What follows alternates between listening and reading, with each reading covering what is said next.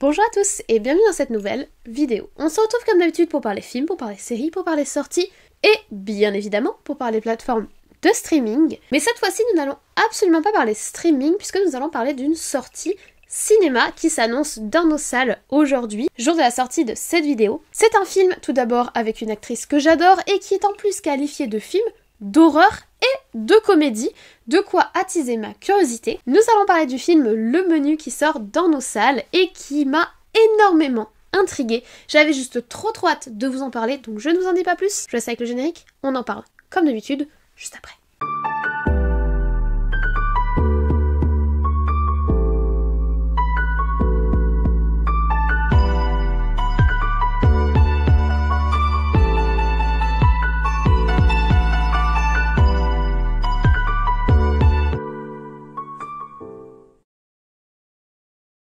Alors, Le Menu est un film de 1h47 qui vient juste de sortir dans nos salles ce 27 novembre 2022. Et comme je vous l'ai dit, il est de type horreur comédie. Alors vous allez voir que c'est quelque chose dont on va discuter durant toute la vidéo parce que je ne suis pas forcément d'accord avec ces deux qualifications, aucune des deux d'ailleurs, mais ça a de quoi intriguer de base comme étiquetage horreur comédie puisque ce sont deux genres qui, bien qu'ils ont beaucoup de potentiel ensemble, sont très rarement mariés au cinéma dans des films. Donc c'est vrai que le film a beaucoup intrigué de base de par cette proposition. À la réalisation, nous avons Mark Mylod. Alors c'est un réalisateur qui s'est fait connaître dans les années 2000 principalement pour des comédies. Donc j'avoue que c'est un réalisateur qui, le voir de me proposer un film comme ça m'a assez surpris. Après c'est quelqu'un qui a l'habitude de travailler avec des grands noms. En 2002, il avait sorti le film Ali G qui avait pas mal fait parler de lui avec notamment Martin Freeman. Quelques années plus tard, en 2011, il avait sorti le film Sexless sur lequel on retrouve notamment Chris Pratt et Chris Evans, le duo de choc des Chris en gros. Et en 2018, il avait même travaillé avec Robin Williams dans le film The Big White. Tous les films pour lesquels il s'est fait connaître sont plutôt des films de type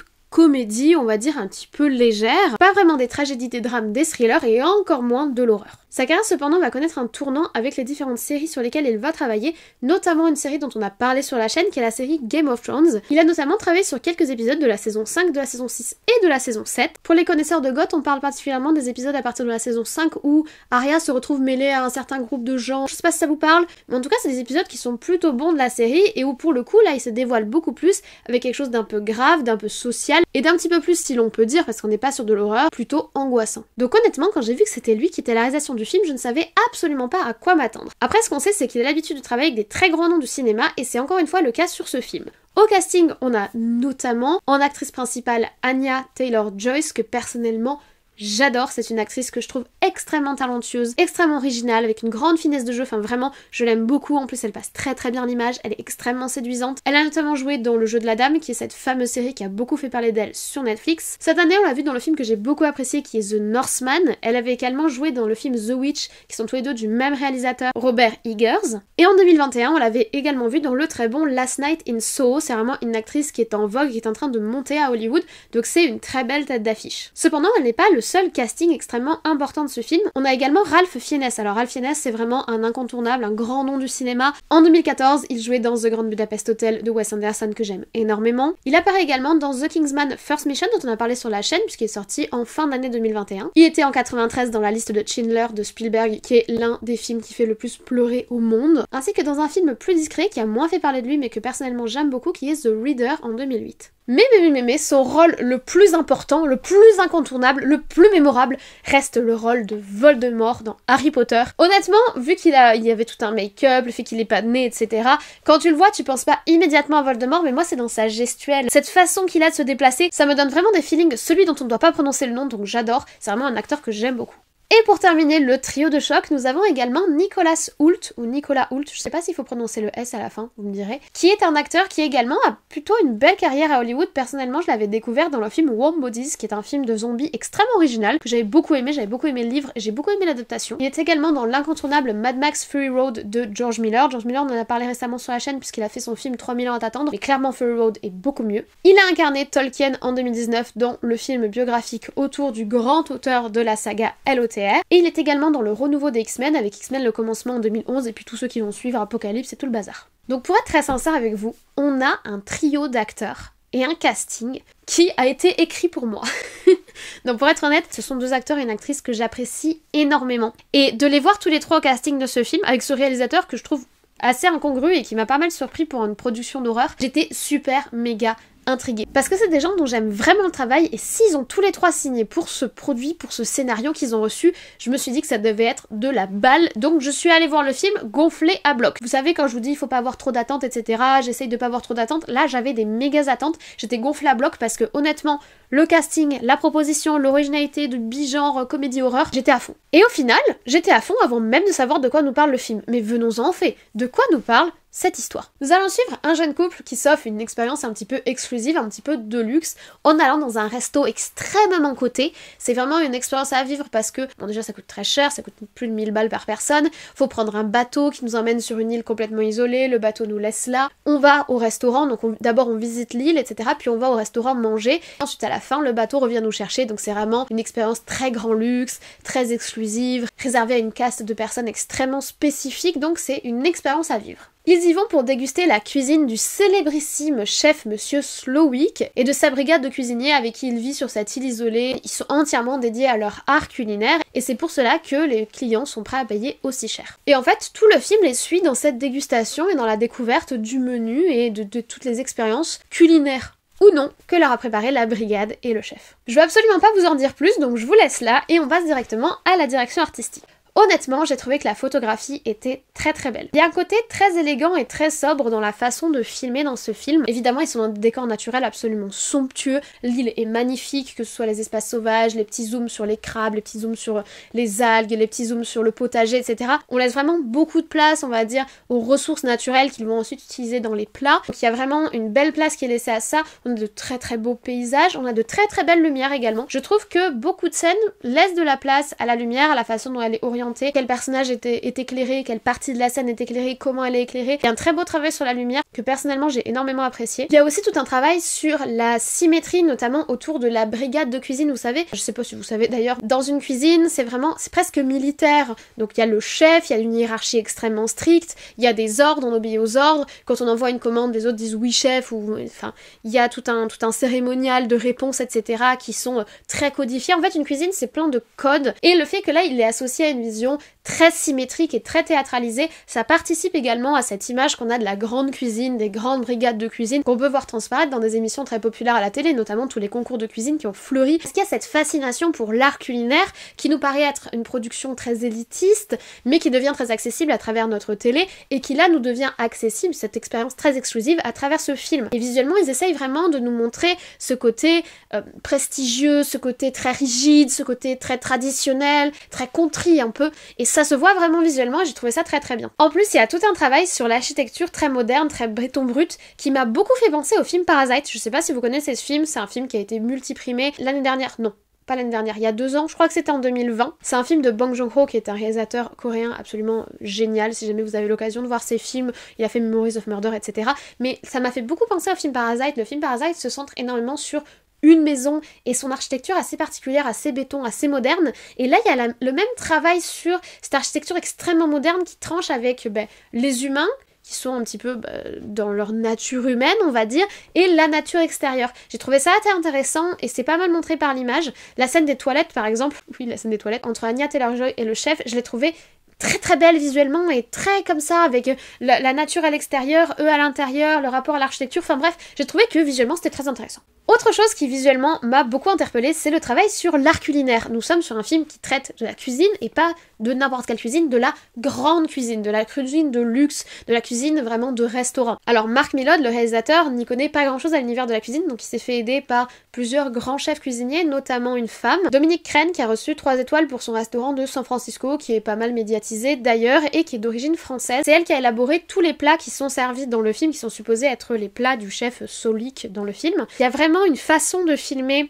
la cuisine, les cuisiniers en action et également les plats qui sont ultra théâtrales et qui montrent un petit peu le fait que l'art culinaire est pas seulement un art de dégustation, c'est aussi un art visuel. C'est quelque chose qu'on nous montre également dans ces fameuses émissions de cuisine dont je vous parle, qui là est vraiment surmystifié, survisualisé, esthétisé, suresthétisé, oui plutôt. On a vraiment quelque chose il y a une attention qui a été portée sur les détails et sur la façon de montrer la cuisine et la façon dont ces gens, ces brigadiers ainsi que le chef conçoivent la cuisine que j'ai trouvé très élégante visuellement et qui par ailleurs nourrit beaucoup le propos du film. Et dernier point sur la direction artistique qui personnellement m'a beaucoup séduite, vous vous en doutez, c'est violent. C'est cru, on a de la violence qui est crue, qui sort de nulle part, tu sens que c'est des gens qui ont l'habitude de découper les morceaux de viande, quoi. C'est assez chirurgical, c'est très efficace, c'est sans prévenir, mais on a du sang et on a de la violence, qui à chaque fois est complètement inattendue, c'est pas vraiment ce à quoi on peut être habitué, c'est pas du tout du slasher, c'est pas du tout de l'horreur, mais de toute façon on va en reparler sur d'aspect horrifique, mais voilà, c'est pas ce que vous pouvez imaginer de très gore et de très boucherie, mais visuellement ils sont crus et ils l'assument, et donc on a des gros plans visuels et on a quand même des moments un peu hardcore, donc si c'est quelque chose pour lequel vous êtes assez sensible, je vous déconseillerais le film parce que ça se reproduit quand même dans plusieurs scènes et ça fait partie intégrante de l'imagerie et de la photographie du film. Autre point très intéressant, j'ai beaucoup apprécié la musique. Il y a beaucoup de silence et de moments où on entend juste le brouhaha et c'est très intéressant parce que ça participe au côté un petit peu oppressant qui se développe pendant tout le film. Alors visuellement tu le ressens pas vraiment. Visuellement il y a plutôt un côté un petit peu froid avec cet aspect bétonné où on travaille plus sur la nature sauvage, l'homme qui est très à sa place dans son ancrage social, etc. Mais la nature sauvage qui est à l'extérieur, enfin bref, l'imagerie se concentre plutôt sur ça. Alors que la musique, elle, est là pour provoquer cette espèce de sentiment d'oppression et d'enfermement qui s'installe petit à petit, notamment à travers ce brouhaha. On est dans un restaurant, il y a des bruits de couverts, il y a des gens qui parlent, et qui parlent tous en même temps, et on sent qu'ils ont voulu vraiment jouer là-dessus, notamment on a des personnages qui sont très souvent silencieux à l'image, et le bruit les entoure, voire les envahit, et c'est très intéressant la façon de le montrer, et je l'ai beaucoup apprécié. Par ailleurs, on a aussi le qui se répète durant le film, cette espèce de tapage de main qui crée des ruptures et qui fait monter la tension d'un coup, qui sont répétitifs et qui sont un levier très intéressant pour créer l'angoisse et créer l'obsession. Les bruits répétitifs, de toute façon, c'est connu pour être un levier intéressant, notamment dans les films d'horreur, et là, la façon dont il est utilisé, j'ai trouvé ça très intéressant. Et on a également des musiques, alors les musiques sont pas si présentes que ça au final, j'ai trouvé que les silences, les bruits naturels, c'était beaucoup plus intéressant que les musiques en elles-mêmes, mais elles sont présentes et elles accompagnent l'action. Elles ont pas vraiment un rôle autre, elles accompagnent ce qui se passe, à l'inverse des bruits qui eux ont vraiment une portée beaucoup plus parlante et portent vraiment un message et un intérêt dans le film. Au niveau du rythme, je pense que c'est là que ça va pas mal diviser. Personnellement, je pense que le film est lent, mais c'est très équilibré dans sa façon d'être lent. En fait, il est nécessairement lent. Il ne peut pas être autrement dans la façon dont il est construit. C'est-à-dire que le film a des moments assez contemplatifs, le film a des moments assez verbeux, on parle beaucoup, on dit beaucoup de choses, avec beaucoup de mots, je sais pas comment vous le dire autrement, mais il a des moments où le film presque s'écoute parler, mais parce qu'il faut que le film s'écoute parler, parce que ça fait partie du message, parce que ça fait partie du rythme, parce que ça fait partie de l'ambiance qu'on essaye de porter. Et c'est pareil pour les moments un petit peu lents, un petit peu mous, presque contemplatif, ça fait partie du délire en fait, ça fait partie de ce qu'on essaye de nous dire et c'est assez équilibré parce que tu ressens cette lenteur, tu ressens ce côté verbeux, ce côté blablateux, sans que ça soit à l'excès, donc sans que ça devienne relou, mais juste assez pour que ça te mette dans l'ambiance dans laquelle on veut te mettre. Donc c'est un équilibre qui est très fragile à mettre en place et qui est très bien maîtrisé, je trouve, dans le film. Et en fait, cette lenteur et cette lourdeur de l'univers visuel et de l'univers sonore, on va dire, du film, ils sont importants parce qu'il faut qu'ils laissent de la place pour que l'ambiance s'installe. L'ambiance, elle dépend de deux paramètres. D'un côté, l'espèce de communauté qu'on nous montre un petit peu au début du film et qui va prendre de plus en plus de place, qui a un côté un petit peu Midsommar, un petit peu communauté autonome, un petit peu isolée, etc. Et de l'autre, les personnalités des acteurs qui vont vraiment se développer, se dévoiler durant toute l'intrigue et qui prennent beaucoup de place. Donc faut leur laisser beaucoup de place, donc c'est important d'avoir quelque chose d'un petit peu lourd derrière et pour leur laisser le temps de s'ouvrir et de nous montrer un petit peu tout le potentiel de ces différents personnages. Et en plus de ça, il faut quand même laisser une place assez conséquente au message du film. Alors, le message du film, quel est-il ? Ce film est une satire sociale. De la même façon qu'un film dont nous avons déjà parlé sur la chaîne, enfin de la même façon, chacun dans son genre, mais il ressemble en cela à un film dont on a déjà parlé sur la chaîne, qui est le film Don't Look Up avec Leonardo DiCaprio, qui était sorti sur Netflix en décembre dernier, donc en décembre 2021, qui est un film que j'avais énormément apprécié. J'aime beaucoup la satire sociale et j'aime beaucoup l'humour caustique, l'humour un petit peu noir, l'humour un petit peu pincé. Je trouve que c'est très appréciable, notamment dans la critique de la société, un des modes de communication les plus intéressants pour parler de cela, et c'est totalement le registre dans lequel s'inscrit le message du film. Ce milieu des foodies, ce milieu grand luxe, grande élite, etc., ces gens qui ne se prennent pas pour de la merde, excusez l'expression, tout ça, ça fait partie du message et de la critique qui est portée par le film. Le film a un côté un petit peu opposition sociale, lutte sociale, réflexion sur la différente hiérarchie sociale, le plafond de verre, etc. Et surtout, le film nous parle de culture et d'art, et de l'essence de l'art et de l'essence de la culture. À travers l'art culinaire, il nous tient tout un propos sur le créateur et la création qui est extrêmement subtil et je trouve très très intelligemment développé. On peut même dire ainsi qu'il a un aspect un petit peu méta puisque la création culinaire, la création artistique va aussi être la création cinématographique et le message qu'il y passe est intéressant. Mais pour le coup par rapport aux autres films dits méta qu'on a eu ces derniers temps, je le trouve plutôt subtil et c'est plutôt intéressant de passer par la cuisine qui est pas un biais habituel pour parler de cinéma en fait. Ou plus largement de toute forme d'art, puisqu'en fait le film peut traiter de toute forme d'art ou de production, de création. On nous parle de la consommation de l'art, on nous parle de l'image que l'on donne à l'art et de l'image que l'art donne de nous en fait, et de la façon dont cet art est instrumentalisé. C'est vraiment très intéressant. Il y a un sous-texte qui est super pertinent socialement et qui est super pertinent. C'est un regard qui est très intéressant à poser sur notre monde, je trouve. Ça nous parle de la dignité humaine à travers la création, de la dignité humaine à travers la réalisation de soi, du bonheur évidemment, de l'accomplissement, de la réception de ce bonheur, de cet accomplissement et de cette création. Bref, il y a plein de propos qui sont très intéressants. Alors évidemment, le film ne réinvente pas ce monde-là et c'est des propos qu'on a déjà entendus et qui sont courants, on va dire, mais la façon dont là ils sont présentés, ça m'a un petit peu fait penser à la pièce de Camus de 1949 qui s'intitule Les Justes. Si vous la connaissez pas, elle est vraiment très parlante et très intéressante. C'est une superbe pièce de théâtre et vraiment il y a un écho à ça, c'est-à-dire que c'est quelque chose qu'on porte depuis des années et sur laquelle la société et les artistes réfléchissent depuis des années, mais là je trouve que c'est un petit peu remis au goût du jour, c'est un petit peu modernisé et c'est très intéressant dans la façon dont c'est transmis parce que ça utilise à la fois le ressort de la comédie satirique et le ressort de l'angoisse horreur. Et c'est là que je vous propose de revenir un petit peu sur ces deux catégories comédie-horreur dans lesquelles on a rangé le film parce que moi je suis pas vraiment d'accord en fait. Sur l'aspect comédie, moi je dirais plutôt qu'on est sur un propos satirique, donc la satire peut faire rire puisque la satire repose sur l'exagération, que l'exagération peut mener au ridicule. La satire, notamment la satire sociale, c'est un genre où l'auteur il va pointer les vices, il va pointer les aspects ridicules ou absurdes de ses contemporains, les grossir on va dire pour montrer à quel point c'est illogique et pour montrer à quel point c'est anormal et pour passer une forme de critique sans que ce soit trop direct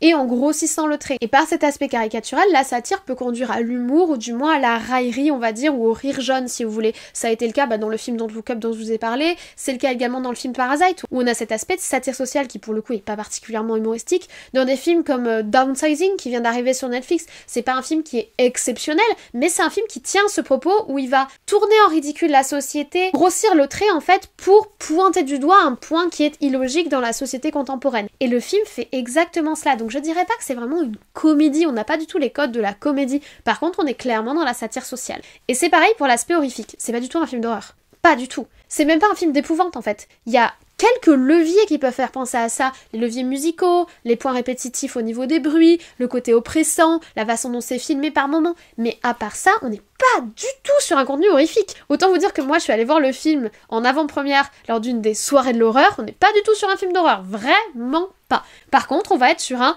thriller angoissant. De la même façon que Prisoners par exemple est un thriller d'angoisse, mais c'est pas du tout un film d'horreur.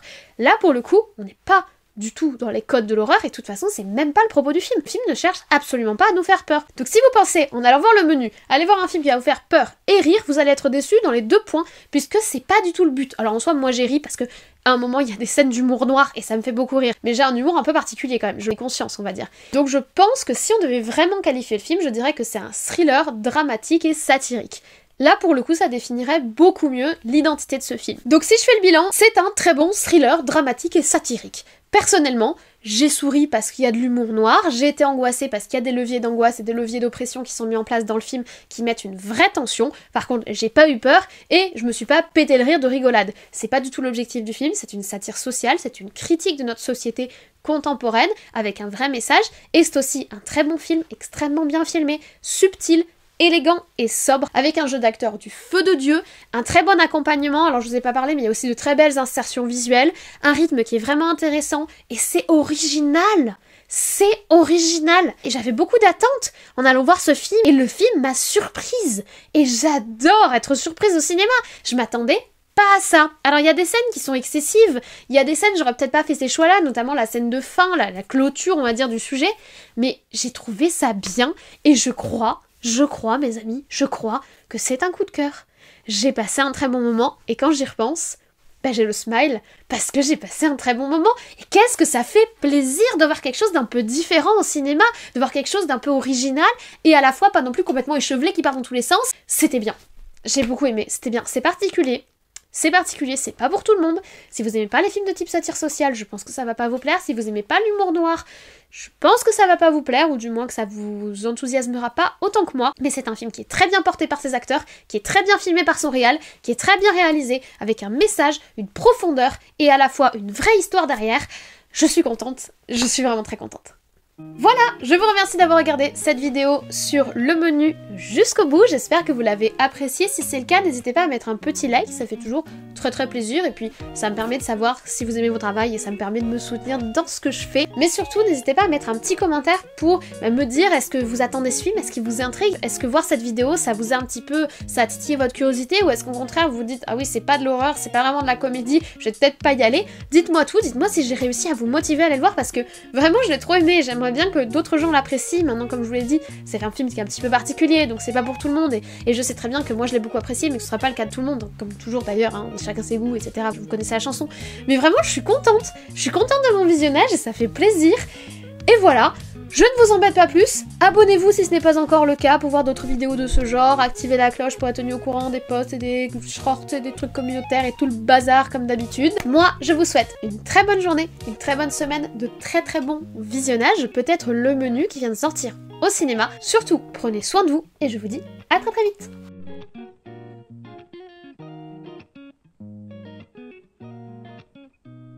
Je vous déconseille le sucre aromatisé. C'est pas bon. Bonjour. Tous ces films sont des films de type... Qu'est-ce que tu fais? Tiens, tu veux dire bonjour à la caméra? Non, tu fais tout tomber, Cécilou. Ah non, ça c'est pas possible. Mon amour, c'est pas possible. Regarde. Oui, t'es pas à l'aise. Oui, t'es pas à l'aise. Voilà, t'es mieux là. Allez. Ça me donne vraiment des feelings, celui dont on ne veut pas me prononcer. Ça me donne vraiment des feelings, celui dont on ne doit pas m'en... Le commencement. Il est également dans le rendez-vous. Ouf, faut s'accrocher, c'est-à-dire qu'on a de la violence qui est brute, qui sort de nulle part. Oups. Je me suis trop excitée. Il y a vraiment une... comment dire ça? C'est assez sanitaire, c'est assez... s'ouvrir, en fait, bourgeonner, je sais pas, j'ai pas d'autres mots, je trouve pas d'autres mots de vocabulaire pour vous dire ça, mais qui vont vraiment, d'une certaine manière, Ouh, ça fait plaisir d'être positive dans un avis, ça fait plaisir de kiffer ce qu'on a vu. C'est con à dire. Mince, j'ai dit une grossièreté. Pardon, j'ai dit une grossièreté. Bon, j'ai faim, donc je vais aller manger. Voilà, ma vie est passionnante.